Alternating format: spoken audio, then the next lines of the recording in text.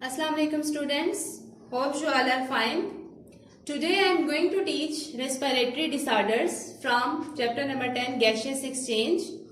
Respiratory disorders. Respiratory related to our respiratory system जो हम पहले डिस्कस कर चुके हैं, जिसमें एयर पैसेज में हमने डिस्कस किया, लंग्स डिस्कस किए.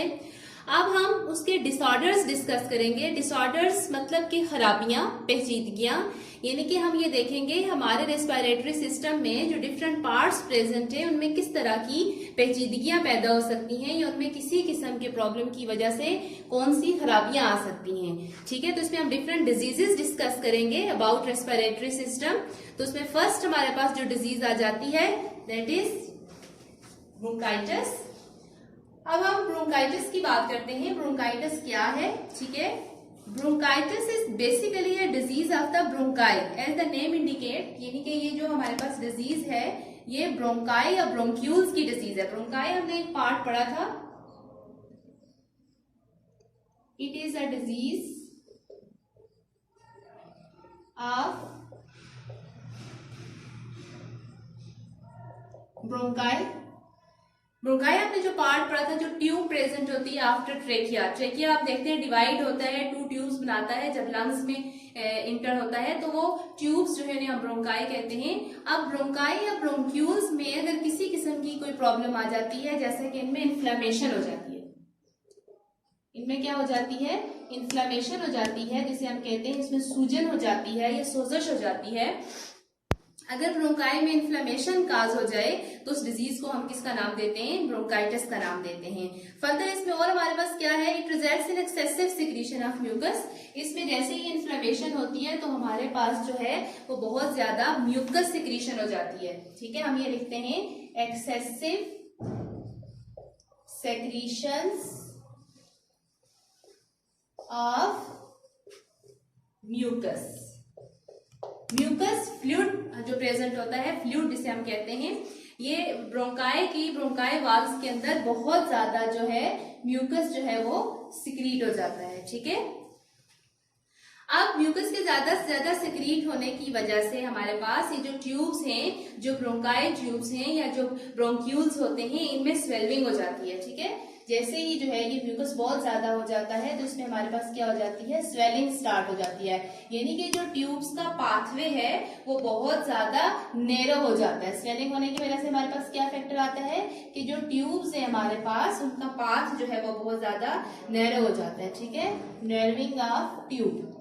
ये जो ट्यूब्स हैं, कौन से ट्यूब्स? ब्रोंकाई या ब्रोंक्यूल्स जो हमारे पास ट्यूब्स हैं, इनका जो पाथ है वो क्या हो जाता है जी? तंग हो जाता है, क्योंकि इसमें स्वेलिंग हो जाती है म्यूकस की वजह से. म्यूकस डेपोजिशन हो जाती है वहां पे.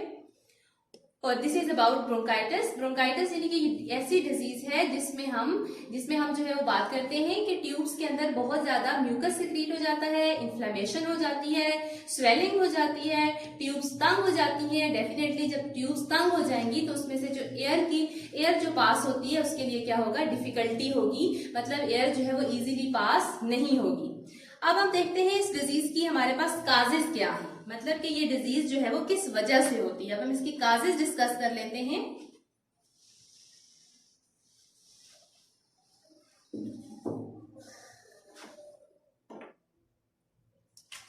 काजेज में हमारे पास फर्स्ट हमारे पास इसकी काज आ जाती है bacteria, virus or any other chemical irritants are due to chemicals. यानी कि इसमें हमारे पास या तो ब्रोंकाई ट्यूब्स के अंदर कोई बैक्टीरिया आ जाते हैं या वायरसेस आ जाते हैं या कोई केमिकल इरिटेंट्स प्रेजेंट होने की वजह से म्यूकस की एक्सेसिव सिक्रीशन होती है. देन अब हम देखते हैं कि इसकी सिम्टम्स क्या हैं. मतलब आपको कैसे पता चलेगा कि आप ब्रोंकाइटिस की डिजीज से सफर कर रहे हैं. तो सिम्टम्स में हमारे पास सिम्टम्स यानी कि अलामात. सिम्टम्स अगर हम इसकी देखें, ठीक है, तो इसमें फर्स्ट हमारे पास आ जाता है सिंपल कफ खांसी, then mild wheezing. Mild wheezing का क्या मतलब है? माइल्ड वीजिंग का मतलब ये होता है कि खास तौर पे जब आप रात को सोते हैं तो आप जब सांस लेते हैं तो उसके साथ आवाज प्रोड्यूस होती है, आवाज बनती है, बहुत ज्यादा आवाज निकलती है, जैसे कि सीटी की आवाज होती है, उसे हम माइल्ड वीजिंग कहते हैं। देन हमारे पास फीवर हो जाता है।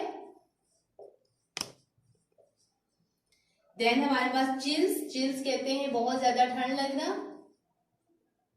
इन शॉर्टनेस ऑफ ब्रेथ, यानी सांस लेने में बहुत ज्यादा प्रॉब्लम होती है। डेफिनेटली जब हमारे पास ब्रोंकाई या ब्रोंक्यूल्स जो ट्यूब्स हैं उनमें म्यूकस की डेपोजिशन हो जाएगी तो फिर एयर जो है वो इजीली पास नहीं होगी, तो हमें ब्रीथिंग में प्रॉब्लम होगी, ब्रीथिंग डिफिकल्टी फेस होगी। तो ये हमारे पास जो है ब्रोंकाइटिस की सिम्टम्स हैं। अब हम बात करते हैं, हमारे पास टाइप्स आ जाती हैं ब्रोंकाइटिस की। अब हम देखेंगे हमारे पास ब्रोंकाइटिस जो है वो कितने टाइप्स की हैं। There are 2 major types of bronchitis. Bronchitis की हमारे पास 2 टाइप्स आ जाती हैं। फर्स्ट हमारे पास है एक्यूट ब्रोंकाइटिस एंड सेकंड हमारे पास है क्रोनिक।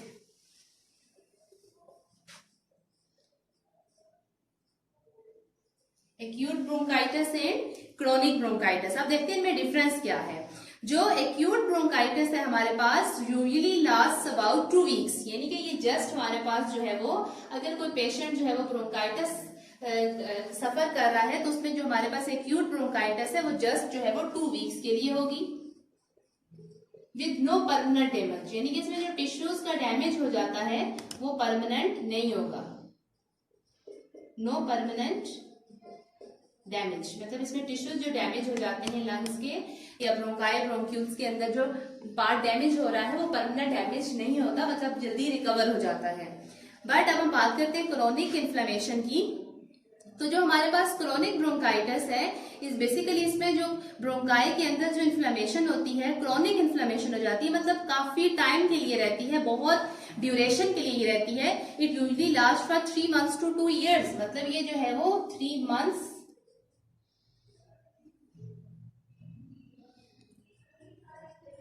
to year भी जा सकती है, और इसमें जो है वो परमानेंट डैमेज भी हो जाता है।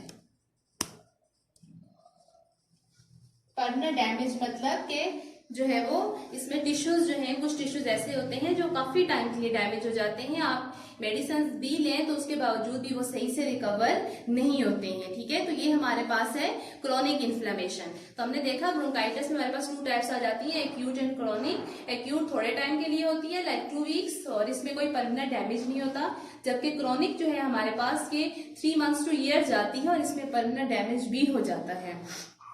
देन अब हम देखते हैं कि अब डायग्राम की मदद से देखते हैं हमारे पास जो नॉर्मल ब्रोंकाई कैसे होते हैं और जो हमारे पास ब्रोंकाइटिस डिजीज है उसमें ब्रोंकाई या ब्रोंक्यूल्स की शेप कैसी हो जाती है। Now look at this diagram. Here are the normal bronchial tubes, these are the bronchial tubes, ठीक है, नॉर्मल ब्रोंकियल ट्यूब्स देखें एंड देन हमारे पास this is the infected one. अब इसमें हमारे पास यहाँ पे देखें ये थिक म्यूकस डेपोजिशन हो जाती है, जबकि यहाँ पे देखें तो ये हमारे पास नॉर्मल पाथवे है, यहाँ से एयर इजीली पास करती है, ये नॉर्मल ब्रोंकियल ट्यूब्स हैं और यहाँ पे म्यूकस डेपोजिशन की वजह से एयर पासिंग में प्रॉब्लम हो जाती है। ठीक है, this is the inflammated lining of the bronchial tubes, ये इन्फ्लेमेशन हो जाती है यहाँ पे। ठीक है, स्वेलिंग हो जाती है जिसकी वजह से जो है ब्रीथिंग डिफिकल्टीज आती है, म्यूकस एक्सेसिव म्यूकस सिक्रीशन की वजह से ये पाथवे तंग हो जाता है, नैरो हो जाता है। जब ये ट्यूब्स जो है नैरो हो जाती हैं तो फिर एयर इजीली पास नहीं हो सकती और ब्रीथिंग डिफिकल्टी काज होती है। Now we are going to study emphysema. अब हम देखते हैं कि एम्फाइसीमा हमारे पास जो है ये क्या डिसऑर्डर है। Emphysema is the destruction of walls of alveoli, यानी कि ये बेसिकली जो डिजीज है हमारे पास, it is a disease of alveoli alveoli के बारे में हम पढ़ चुके हैं। एल्विलाई हमारे पास basic structural and functional unit आ जाता है लंग्स का, जिसमें हमारे पास गैसियस एक्सचेंज का प्रोसेस जो है वो अकर होता है, यानी कि लास्ट पार्ट जो हमारे पास लंग्स में आता है जहां पे गैसियस एक्सचेंज अकर होता है उसे हम एल्विलाई कहते हैं। अब जो हमारे पास एल्विलाई हैं, हमने पढ़ा था कि ये पाउचेस के फॉर्म में प्रेजेंट होते हैं। इनके सराउंडिंग में कैपिलरीज मौजूद होती हैं जो गैसियस एक्सचेंज में हेल्प करती है, मतलब कि कैपिलरीज में ऑक्सीजन जो है वो इंटर हो जाती है और उनसे कार्बन डाइऑक्साइड जो है वो एल्विलाई में आ जाती है। So it is a disease of alveoli. इसमें हमारे पास एल्वियोलाई वाल्स की डिस्ट्रक्शन हो जाती है, मतलब इस डिजीज में हमारे पास होता क्या है, destruction of walls of alveoli. Alveoli की जो हमारे पास वाल्स हैं, जो ये ट्यूब्स होती हैं इनकी, इनमें जो है हमारे पास क्या हो जाती है, डिस्ट्रक्शन हो जाती है, इनमें डैमेजिंग हो जाती है, इनमें जो टिश्यूज हैं वो क्या हो जाते हैं, डैमेज हो जाते हैं। ठीक है, तो जब ये एल्वियोलाई के टिश्यूज डैमेज हो जाते हैं, इसके रिजल्ट में हमारे पास it results in the large sacs. तो ये हमारे पास जो है इसके रिजल्ट में होता क्या है, लार्ज सैक्स बन जाते हैं।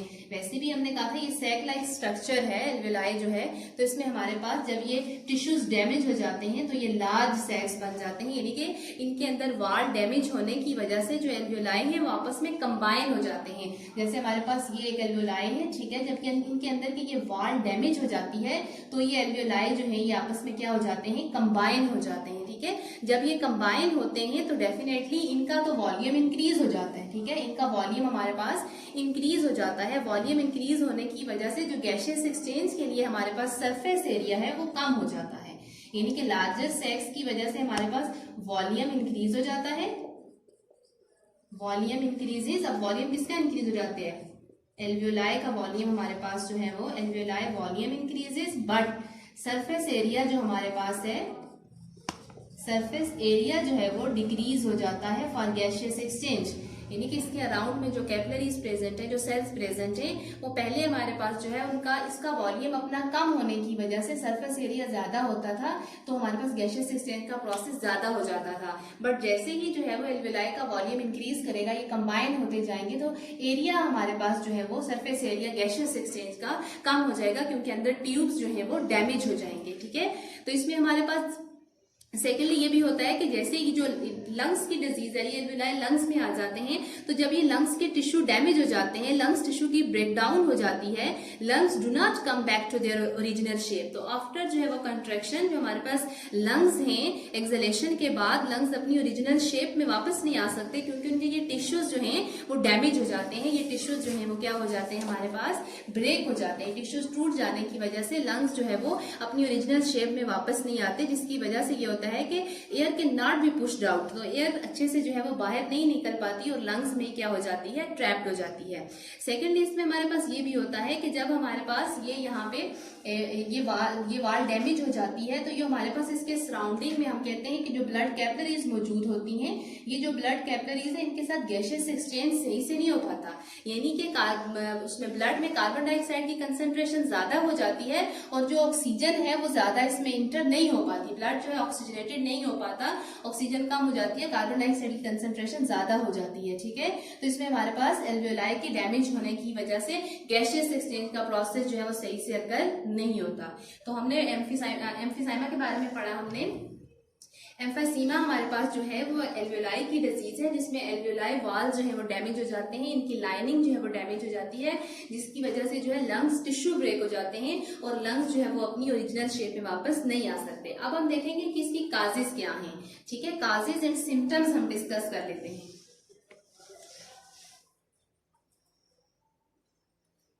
फर्स्ट हम देख लेते हैं काजेस। काजेस में हमारे पास इसके यही आ जाता है, एक तो या तो स्मोकिंग हो सकती है, इसमें स्मोकिंग की वजह से एम्फीसीमा का प्रॉब्लम हो सकता है, या फिर जो है वो हमारे पास अनहेल्दी एयर की वजह से होता है। मतलब अगर आप ऐसी एयर में जो है वो सांस ले रहे हैं जो कि हेल्दी नहीं है, उसमें डस्ट पार्टिकल्स प्रेजेंट है या जर्म्स प्रेजेंट है, जिसे हम अनहेल्दी एयर कहते हैं, तो उसकी वजह से भी हमारे पास ये डिसऑर्डर हो सकता है। नेक्स्ट हमारे पास इसकी सिम्टम्स आ जाती हैं। हम देखते हैं कि हमें पता कैसे चलेगा कि हमें जो है किसी भी पेशेंट को जो है वो एम्फीसीमा का प्रॉब्लम हो चुका है। तो उसके लिए सिम्टम्स में हमारे पास शॉर्टनेस ऑफ ब्रेथ,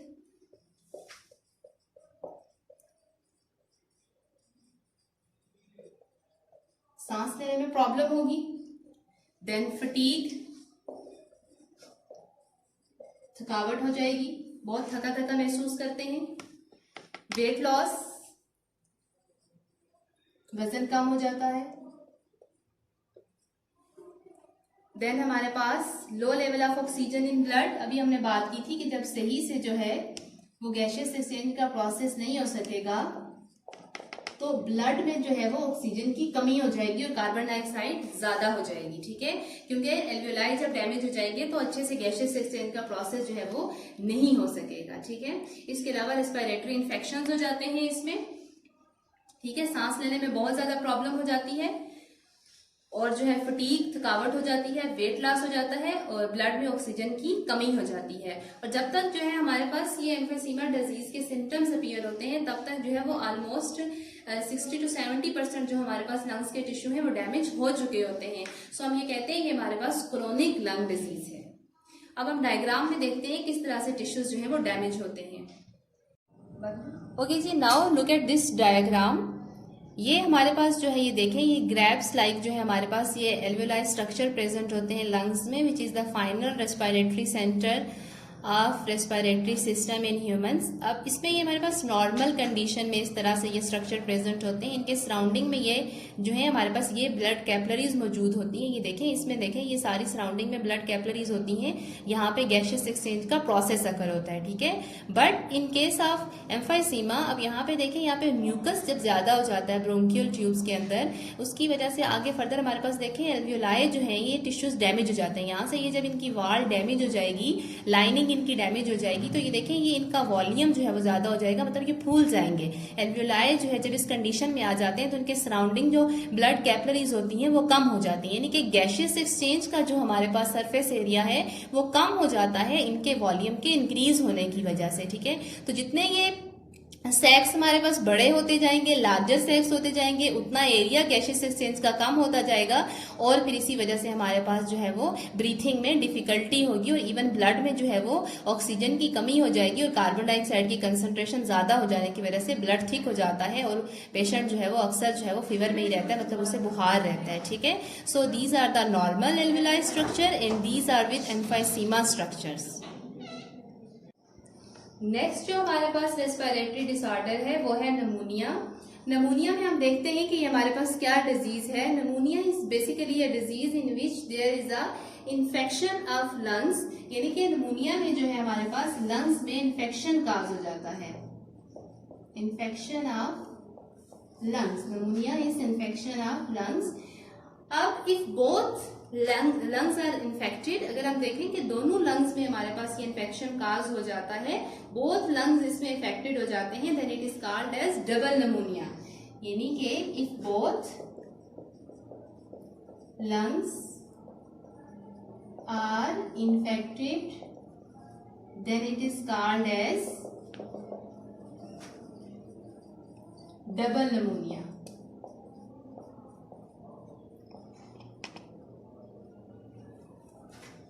अगर एक लंग हमारे पास डैमेज हो तो सिंपल नमूनिया, अगर दोनों लंग्स में इन्फेक्शन काज हो जाए तो डबल नमूनिया, जो कि बड़ी सीरियस कॉम्प्लिकेशंस होती हैं। अब हम देखेंगे इसमें हमारे पास नमूनिया की काजेस क्या हैं, ठीक है। ये नमूनिया किस वजह से जो है वो काज होती है। काजेस में हमारे पास, इसकी काजेस में हमारे पास हम देखते हैं कि एक बैक्टीरिया जो है वो इसे काज करते हैं, बैक्टीरिया, और वो बैक्टीरिया की एक स्पीशी है उसे हम कहते हैं स्ट्रेप्टोकोकस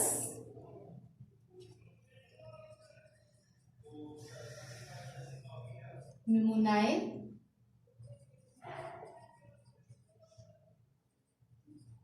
स्ट्रेप्टोकोकस निमोनियाe हमारे पास एक बैक्टीरिया की स्पीशी है जो ये नमूनिया काज करती है। इसके अलावा ये वायरस की वजह से भी हो सकता है, वायरस इन्फेक्शन भी हो सकता है। वायरस लाइक के हमारे पास फ्लू वायरस हो गया, इन्फ्लुएंजा वायरस हो गया, ठीक है। इसके अलावा ये फंगल इन्फेक्शन भी हो सकता है। फंगल स्पॉट्स भी अगर जो है हमारे रेस्पिरेटरी सिस्टम में या लंग्स में इंटर हो जाते हैं तो वो भी जो है वो निमोनिया डिजीज काज करते हैं। These are the causes of pneumonia. अब इसमें होता ये है कि जो हमारे पास काजेटिव ऑर्गेनिज्म है, जैसे कि अगर हम बैक्टीरिया की बात करते हैं तो जैसे ही ये एल्वियोलाई में इंटर होता है, ये काजेटिव ऑर्गेनिज्म जो बैक्टीरिया है, जैसे ही एल्वियोलाई में इंटर होता है दे सेटल देयर, ठीक है, ये वहीं पे जो है वो स्टे कर लेता है और अपनी स्ट्रेंथ में इजाफा करता जाता है, मतलब दे ग्रो इन नंबर्स, ठीक है। Then they break the lung tissue, तो जितनी इनकी तादाद ज्यादा होती जाएगी इन बैक्टीरिया की, तो ये ज्यादा से ज्यादा लंग्स टिश्यू को डैमेज करेंगे और लंग्स टिश्यू के डैमेज होने से हमारे पास वो एरिया जो है वो पस या फ्लूइड से भर जाएगा, यानी कि उस एरिया के अंदर पस बन जाएगी या हमारे पास फ्लूइड जमा हो जाएगा, ठीक है। देन अब हम देखेंगे हमारे पास इसकी सिम्टम्स क्या है। अब हम सिम्टम्स डिस्कस कर लेते हैं। सिम्टम्स में हमारे पास जो फर्स्ट सिम्टम आ जाती है हाई फीवर, यानी कि निमोनिया के पेशेंट को बहुत ज्यादा बुखार रहता है। उसकी रीजन क्या है? हमने कहा कि जो हमारे पास लंग्स टिश्यू हैं इनमें पस जो है वो फिल हो जाती है, तो पस फिल हो जाने की वजह से गैसियस एक्सचेंज का प्रोसेस सही से नहीं हो पाता, जिसकी वजह से ब्लड में कार्बन डाइऑक्साइड की कंसंट्रेशन ज्यादा हो जाती है और ऑक्सीजन की कंसंट्रेशन कम हो जाती है। अब कार्बन डाइऑक्साइड कंसंट्रेशन जितनी ज्यादा होगी उतना ब्लड थिक हो जाएगा और उसकी वजह से जो है वो फीवर रहता है। देन हमारे पास शिवरिंग, हाई टेम्परेचर के साथ जो है वो शिवरिंग का प्रोसेस भी रहता है। कफ, खांसी बट विद स्पूटम, बलगम इसमें जो है वो बन जाता है, स्पूटम प्रोडक्शन हो जाती है। देन स्किन कलर चेंज हो जाता है। अब ये स्किन कलर जो है ये भी इसकी भी यही रीजन है जो स्किन कलर चेंज होता है, जिसमें हमारे पास मैंने कहा कि ऑक्सीजन जो है वो ब्लड में सही से इंटर नहीं हो पाती और ज्यादा कार्बन डाइऑक्साइड की कंसंट्रेशन होती है, तो इस वजह से हमारे पास स्किन कलर भी क्या हो जाता है, ब्लड की वजह से चेंज हो जाता है, ठीक है, डार्क कलर हो जाता है। Then due to poor oxygenation of blood, ठीक है, ये कलर क्यों चेंज होता है हमारे पास, डस्की पर्पलिश सा कलर आ जाता है due to poor oxygenation of blood, मतलब ब्लड में ऑक्सीजन सही से इंटर नहीं होती है, जिसकी वजह से जो है हमारे पास स्किन कलर जो है वो पेशेंट का चेंज हो जाता है। देन हम देखते हैं कि इसकी हमारे पास ट्रीटमेंट क्या है, ठीक है। अब हम ट्रीटमेंट की बात कर लेते हैं। ट्रीटमेंट में हमारे पास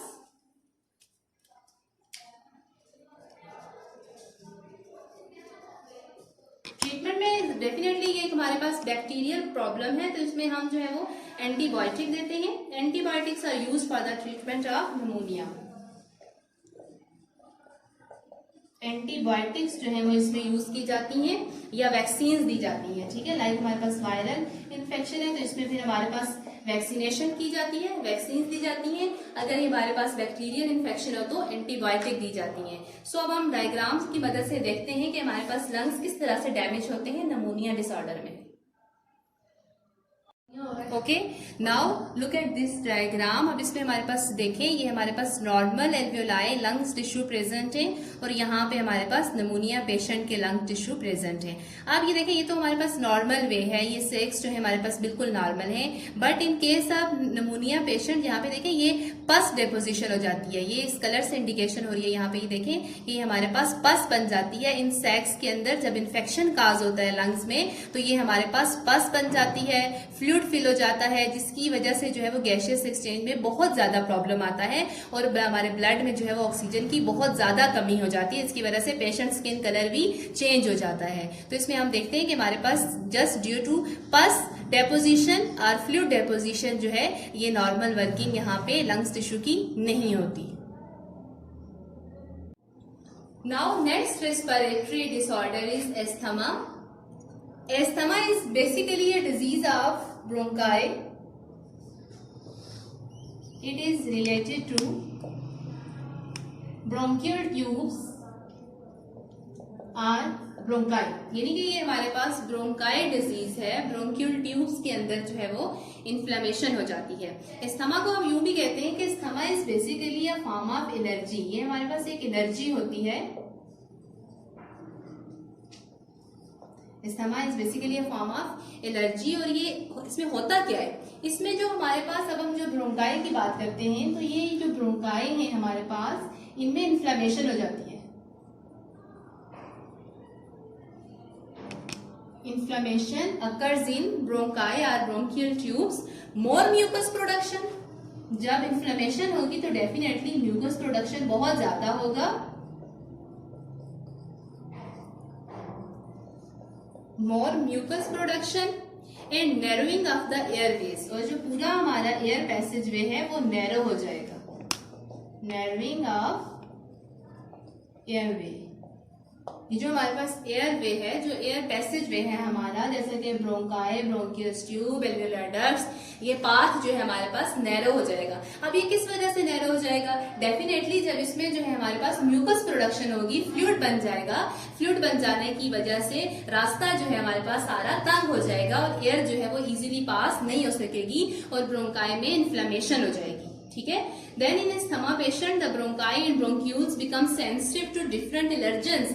इसमें ये जिसकी काजेज देखते हैं जब हम, तो इसके काजेज में हमारे पास हम कहते हैं कि ये ब्रोंकाई और ब्रोंक्यूल्स जो होते हैं अस्थमा पेशेंट के, these are sensitive to some allergens. ठीक है, ब्रोंकाई ब्रोंक्यूल जो है वो सेंसिटिव होते हैं कुछ एलर्जेंस से। वो एलर्जेंस हमारे पास क्या हैं, एलर्जेंस जो हैं एलर्जी काजिंग फैक्टर्स हैं। ठीक है, एलर्जन हमारे पास क्या है, एलर्जेंस जो है इसमें फर्स्ट जैसा कि हमारे पास डस्ट पार्टिकल हो सकते हैं, स्मोक, कुछ लोगों को स्मोक से एलर्जी होती है, इसी तरह कुछ लोगों को परफ्यूम से एलर्जी होती है, एयर फ्रेशनर्स। देन इसमें मोस्ट कॉमनली अगर हम देखें तो इसमें ज्यादातर जो पेशेंट होते हैं अस्थमा के, उनमें पोलन एलर्जी होती है। पोलन एलर्जी जो है वो मोस्ट कॉमनली होती है एटसेट्रा। ठीक है, तो ये एलर्जेंस जो हैं, इससे जो अस्थमा पेशेंट के ब्रोंकाई या ब्रोंक्यूल्स जो होते हैं वो वेरी सेंसिटिव होते हैं। When exposed to any of such allergens the sensitive airways show immediate and quick response. यानी कि जैसे ही इन एलर्जन से एक्सपोजर होगा ब्रोंकाई या ब्रोंक्यूल्स का, तो ये फौरी तौर पे उसका रिस्पॉन्स शो करते हैं। रिस्पॉन्स में हमारे पास कंस्ट्रिक्शन हो जाती है, एयर पैसेज वे नैरो हो जाता है और इस कंडीशन में पेशेंट जो है वो सांस लेने में प्रॉब्लम फील करते हैं, उन्हें बहुत ज्यादा ब्रीथिंग डिफिकल्टी हो जाती है। देन अब हम इसकी सिम्टम्स देख लेते हैं कि हमारे पास सिम्टम्स क्या हैं।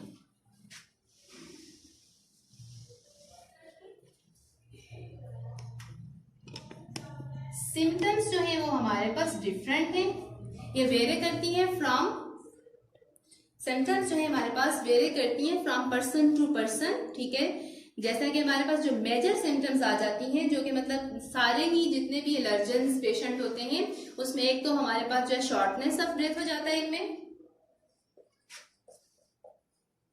मतलब सांस लेने में बहुत ज्यादा प्रॉब्लम होती है, शॉर्टनेस ऑफ ब्रेथ।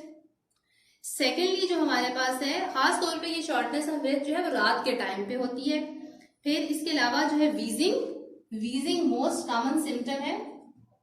वीजिंग मतलब कि सीटी की आवाज आती है, जैसे वो सांस लेते हैं तो जैसे विस्लिंग साउंड होता है हमारे पास, जो है उसे हम कहते हैं कि जो है सीटी बजती है जैसे। और देन हमारे पास cough and chest tightness, cough normal खांसी जैसे होती है हमारे पास, और चेस्ट टाइटनेस होती है। चेस्ट टाइटनेस मतलब कि पेशेंट को जो है वैसे रहता है जैसे उसका सीना जकड़ लिया गया है, बहुत ज्यादा खिंचाव सा महसूस होता है जैसे सीना किसी चीज ने जकड़ लिया है। तो ये जो है हमारे पास सारे सिम्टम्स हैं रिलेटेड टू अस्थमा। और अगर हम ट्रीटमेंट की बात करें, अस्थमा की जो ट्रीटमेंट है this is only in the form of inhaler. इसमें हम कुछ ऐसे केमिकल्स जो है वो प्रोवाइड करते हैं, chemicals in the form of inhalers, यानी कि इसमें इनहेलर यूज किया जाता है, इनहेलर्स यूज करते हैं। तो वो इनहेलर्स में हम जो है वो डिफरेंट केमिकल्स यूज करते हैं जो कि उस टाइम उस ब्रोंकाई या ब्रोंक्यूल्स ट्यूब्स के पैसेज जो है उसको जो है वो वाइड कर देते हैं, उन्हें डायलेट कर देते हैं। हम कहते हैं ना पैसेज हमारे पास नैरो हो चुका है, तो जैसे ही हम ये केमिकल्स यूज करते हैं इनहेलर में, तो ये ऐसे केमिकल्स होते हैं जो ब्रोंकाई या ब्रोंकियल ट्यूब्स को क्या करते हैं जी, डायलेट कर देते हैं, मतलब कि उन्हें नॉर्मल कंडीशन पे ले आते हैं। बट ये इसका कोई परमानेंट इलाज हमारे पास नहीं है, क्योंकि ये एक एलर्जी है। तो जैसे जैसे हमारे ब्रोंकाई या ब्रोंक्यूल, इनके स्थमा पेशेंट की जो ब्रोंकाई ब्रोंक्यूल्स होंगे वो इन एलर्जेंस के सेंसिटिव होते हैं, तो इसमें केयर की ज्यादा जरूरत होती है कि आप ऐसी जगह पे ना जाएं जिस तरह की आपको एलर्जी है, लाइक डस्ट एलर्जी है तो उससे अवॉइड करें, डस्ट से आप अवॉइड करें। लाइक पोलन एलर्जी है तो ऐसे एरिया में मत जाएं जहाँ पे फ्लावरिंग हो, मतलब पोलन प्रोड्यूस हो। तो यानी कि इसमें केयर की ज्यादा जरूरत होती है, बिकॉज इसमें ऐसे कोई हम मेडिसिन नहीं देते, जस्ट केमिकल जो है वो इनहेलर की फॉर्म में दिया जाता है, जो जस्ट ब्रोंकाई ब्रोंक्यूल ट्यूब्स को डायलेट कर देता है। अब हम डायग्राम की मदद से देखते हैं कि किस तरह से ब्रोंकियल ट्यूब्स जो होती हैं उनका पैसेज भी नैरो हो जाता है। नाउ अब इस डायग्राम में देखें, ठीक है, इसमें हमारे पास ये नॉर्मल लंग्स की बात हो रही है यहाँ पे, ठीक है, और इस केस में हमारे पास अस्थमा पेशेंट के लंग्स की बात हो रही है, ठीक है। अब इसमें हमारे पास देखें कि जैसे ही जो है हमारे पास ये नॉर्मल लाइनिंग है ब्रोंकियल ट्यूब्स की, इनका नॉर्मल म्यूकस है, और इसमें अगर हम देखें तो अस्थमा पेशेंट के अंदर जो ब्रोंकियल ट्यूब्स हैं इनमें एक्सेसिव म्यूकस जमा हो जाता है। ये देखिए म्यूकस डिपोजिशन, ये पर्पल कलर से दिखाया गया है यहाँ पे, ये हमारे पास म्यूकस प्रोडक्शन हो जाती है। एक्सेस म्यूकस जब यहाँ पे हो जाता है तो एयर पैसेज भी तंग हो जाता है। यहाँ पे देखें ये पूरा एरिया एयर पैसेज वे के लिए है, और यहाँ पे ये इतना सा एरिया जो है वो एयर पैसेज के लिए है। अब यहाँ पे ये रिंग्स जो है ये भी क्या हो जाती है, इन्फ्लेमेशन होने की वजह से स्वॉलन हो जाती हैं और मसल्स टाइटनेस हो जाती है। यहाँ पे नॉर्मल जो हमारे पास मसल्स प्रेजेंट है ये देखें ये रिलैक्स होते हैं, जबकि in case of asthma patient ये जो मसल्स हैं ये क्या हो जाते हैं, टाइट हो जाते हैं, जिसकी वजह से हम कहते हैं चेस्ट टाइटनेस फील होती है। तो ये इस तरह से हम कहते हैं कि अस्थमा पेशेंट में ब्रोंकाई या ब्रोंकियल ट्यूब्स की जो कंडीशन है वो इस तरह की होती है, लाइक दिस।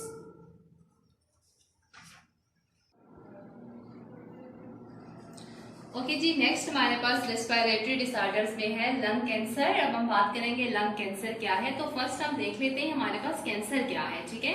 लंग्स तो हम पढ़ चुके हैं, हमारी बॉडी में रेस्पिरेटरी सिस्टम में ऑर्गन है। अब ये कैंसर की जब हम बात करते हैं तो कैंसर बेसिकली कहते हैं एबनॉर्मल डिवीजन को, ठीक है। एबनॉर्मल डिवीजन या जिसे हम अनकंट्रोल्ड सेलुलर डिवीजन भी कहते हैं, अनकंट्रोल्ड डिवीजन यानी कि ऐसी डिवीजन जिसे कोई जीन्स कंट्रोल नहीं कर रहे होते। अब होता यह है कि नॉर्मली जब हम सेल डिवीजन की बात करते हैं जिसमें हमारे पास माइटोसिस आ जाता है, तो माइटोसिस में ऐसा होता है कि कुछ जीन्स ऐसे होते हैं जो डिफरेंट सेल डिवीजन को कंट्रोल कर रहे होते हैं, ठीक है। But at the time of division अगर वो जीन्स जो है वो नहीं पहुंच पाते और वो उस डिवीजन को कंट्रोल नहीं करते, मतलब कि म्यूटेशन हो जाती है, तो म्यूटेशन के रिजल्ट में हमारे पास जो सेल बनते हैं वो कंटिन्यूसली उनकी डिवीजन रहती है, जिससे आप एबनॉर्मल डिवीजन या अनकंट्रोल्ड डिवीजन का नाम देते हैं। जिसके रिजल्ट में हमारे पास ये जो अनकंट्रोल्ड डिवीजन होती है इसके रिजल्ट में हमारे पास बहुत सारे सेल जब इकट्ठे हो जाते हैं तो वो हमारे पास जो है वो एक स्ट्रक्चर बना देते हैं जिसे हम ट्यूमर का नाम देते हैं। ट्यूमर्स या जिसे हम कहते हैं कि एक एरिया के अंदर से गुठली सी हमारे पास होती है, इस तरह का स्ट्रक्चर बन जाता है जिसे हम ट्यूमर्स कहते हैं। अब सेम अगर यही प्रोसीजर जो है वो लंग्स के अंदर हो, यानी कि लंग्स के टिश्यू में ऐसा हो कि वहां पे एबनॉर्मल डिवीजन हो, वहां पे अनकंट्रोल्ड डिवीजन हो, वहां पे ट्यूमर्स बनने लग जाएं, ठीक है, तो उससे हम जो है वो ट्यूमर्स बनने लग जाए तो उसे हम कहते हैं कि इसे लंग कैंसर का नाम दे देते हैं कि लंग्स के टिश्यू जो है वो डैमेज हो रहे हैं या लंग्स के टिश्यू में अनकंट्रोल्ड डिवीजन हो रही है। तो अब होता यह है कि जैसे ही लंग्स टिश्यू के अंदर ये कैंसर डिवीजन स्टार्ट होती है तो जो टिश्यूज हैं वो साथ एडजेसेंट टिश्यूज को भी, दूसरे टिश्यूज को भी साथ मिला लेते हैं और इस तरह से वो पूरे पार्ट के अंदर डैमेजिंग स्टार्ट हो जाती है, जिसे हम ये कहते हैं कि ये डिजीज जो है वो ग्रेजुअली स्प्रेडिंग हो जाती है इसकी, मतलब ये स्प्रेड होना स्टार्ट कर देती है, ठीक है। अब इसमें लंग्स टिश्यू में एल्वेलाई भी डैमेज हो जाते हैं, ठीक है। तो ये हमारे पास क्या है, लंग कैंसर। नेक्स्ट हम जो है इसकी सिम्टम्स देखते हैं कि इस डिजीज की हमारे पास सिम्टम्स क्या होती हैं। तो सिम्टम्स में हमारे पास है सिम्टम्स में हमारे पास यही आ जाता है शॉर्टनेस ऑफ ब्रेथ, मतलब जितने भी हमने रेस्पिरेटरी डिसऑर्डर देखे उसमें ज्यादातर सिम्टम्स में हमारे पास शॉर्टनेस ऑफ ब्रेथ है, यानी कि आपके सांस में बहुत ज्यादा प्रॉब्लम हो जाता है। सेकंड इसमें कफिंग होती है, सेम वही चीज कफिंग, खांसी, बट इसमें एक चीज है कि इसके कफिंग में आपके पास जो है वो ब्लड आना स्टार्ट हो जाता है, ठीक है, इंक्लूडिंग ब्लड, यानी कि कफिंग में बलगम के साथ ब्लड आना शुरू हो जाता है। एंड वेट लॉस, और जो है पेशेंट जो है वो आहिस्ता आहिस्ता उनका वजन कम हो जाता है, वेट लॉस। ये हमारे पास क्या है, सिम्टम्स हैं। अब हम देखेंगे काजेस, लंग कैंसर की काजेस क्या हो सकती है। तो जब हम काजेस की बात करते हैं तो मेन काज जो हमारे पास कैंसर की आ जाती है उसे हम कहते हैं कार्सिनोजेन, ठीक है। अब कार्सिनोजेन क्या है, कार्सिनोजेन हमारे पास कैंसर काजिंग एजेंट होते हैं, कैंसर काजिंग केमिकल होते हैं, कैंसर काजिंग एजेंट, ठीक हो गया। और ये कार्सिनोजेन खास तौर पे किस में प्रेजेंट होते हैं, सिगरेट स्मोक में, ठीक है। खास तौर पे ये किस में प्रेजेंट होते हैं, हमारे पास सिगरेट स्मोक के अंदर प्रेजेंट होते हैं, सिगरेट स्मोक, ठीक है। सिगरेट में वैसे कहा जाता है बहुत ज्यादा जो है वो केमिकल्स प्रेजेंट होते हैं सिगरेट स्मोकिंग में, बट ये है कि उसमें मोस्टली 50% जो है 50 जो केमिकल्स हैं हमारे पास वो कार्सिनोजेन होते हैं जो कैंसर काज करते हैं। सेकंड इसकी क्या रीजन हो सकती है, आयोनाइजिंग रेडिएशन, आयोनाइजिंग रेडिएशंस, यानी कि किसी ऐसी जगह पे आपका एक्सपोजर होता है जहाँ पे रेडिएशंस प्रेजेंट हैं, तो वो भी अगर जो है वो आपकी बॉडी में एंटर हो जाती हैं तो आपके लंग्स को डैमेज कर सकती हैं। और नेक्स्ट हमारे पास ये है कि किसी वायरस की वजह से भी हो सकता है, वायरल इन्फेक्शन की वजह से भी लंग्स में कैंसर स्टार्ट हो जाता है। Then this risk of lung cancer is significantly lower in non smokers, यानी कि जो स्मोकर्स हैं उनमें लंग कैंसर होने के चांसेस ज्यादा होते हैं एज कम्पेयर टू जो लोग नॉन स्मोकर्स हैं। मैंने पहले कहा कि सिगरेट स्मोक में हमारे पास जो है ऑलमोस्ट 50 नाउन कार्सिनोजेन प्रेजेंट होते हैं, 50 कैंसर काजिंग एजेंट प्रेजेंट होते हैं जो कैंसर का बायस बनते हैं, लंग कैंसर का बायस बनते हैं। तो ये तो हमारे पास इसकी काजेस थी। नेक्स्ट हम इसकी ट्रीटमेंट भी देख लेते हैं। ट्रीटमेंट में हमारे पास जो है